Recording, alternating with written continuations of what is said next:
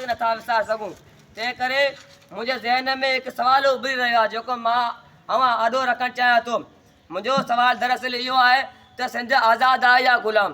इन करे मुंहिंजी तकड़ीअ जो उनवान इहो आहे त सिंध आज़ादु आहे या ग़ुलाम। ऐं पंहिंजी तकड़ीअ जो आगाज़ हिन बैत सां कंदुसि।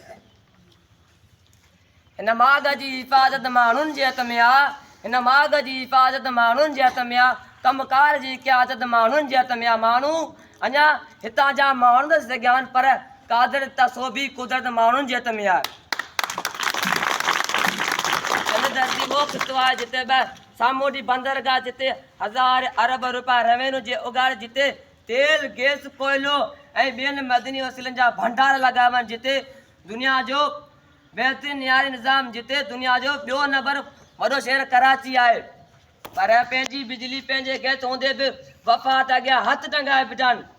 न सिर्फ़ु पाण पर पूरी सिंध जा अवां खे बि हथु टंगणु सेखारे वियो आहे। भला अहिड़ी क़ौम तारीख़ में कीअं ज़िंदा रहंदी। जनाब आला, अॼुकल्ह मुंहिंजी धरती सिंध खे हितां जे हुकुमराननि, अमीरनि, पीरनि, बोहतारनि उन हाल ते पहुचायो आहे। जनाब आला, मूं सोचियो त घरां निकिरी ॾिसां त सही त सिंध केतिरी तरक़ी कई आहे। अफ़सोस अफ़सोस जो मूं छा ॾिठो, किथे लोड शेडिंग जा अज़ाब, किथे मिठे पाणी जी खूह तलाश, किथे अटो अण लब ऐं किथे बुख में मासूम ॿार तड़पंदे ॾिठा। किथे वॾेरनि फ़ौजियुनि मशेरनि जे बदन ते लखनि जा लिबास ॾिठा, त किथे ॿिए बदन उगाड़ा ॿिए लिबास मासूम ॿार ठा, त किथे वॾेरनि जी शादियुनि में बदिले बिरयानी थियूं, त किथे मासूम खरीन खे बुख में तड़पंदे ॾिठो।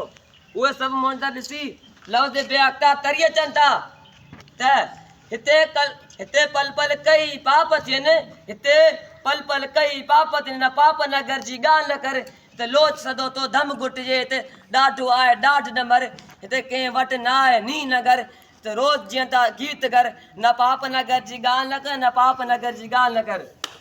जनाब आला, उहो सभु ॾिसी कोई चए थो त हीउ सच सामी ऐं बिटा जी सिंध आहे, जिते न मस्जिदूं महफ़ूज़ आहिनि, न मंदर महफ़ूज़ आहे, न ज़िंदा माण्हू महफ़ूज़ आहे, न हिन जो लाश महफ़ूज़ आहे।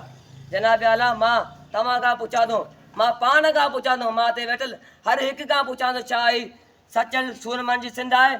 छा हीउ बेदल अयाज़ होशी जी सिंध आहे? न, हरगिज़ न साथियो। ॻाल्हि त जाम आहिनि पर वक़्त खे ॾिसंदे ऐं हीअ बैठी पंहिंजी जॻह वठंदुसि। पीला नौजवाननि खे, पीला नौजवाननि खे सिंध जे पासबाननि खे, वरी चोरो ज़ुबाननि खे, ॾकायो आसमाननि खे, भॼायो बदगुमाननि खे, रायो राज़ाननि खे, त जिए सिंध जिए सिंध। ॾिठी तूं ख़ूब बर्बादी जा सिंधियुनि सां साण थी ताज़ी, सऊं छा हाण बि ताज़ी, करियूं ऐलान आज़ादी, करोड़नि जी आबादी, उहे जी जान उमदादी, त जिए सिंध जिए सिंध। असांजी सिंध सां मोहबत, असांजी देश सां उल्फत, उहो ई मज़हब ऐं मिलत, उहो आहे राशिदा रकीद, उन लाइ आज़दा फ़र्क़ु, त जिए सिंध जिए सिंध। अस्सलाम।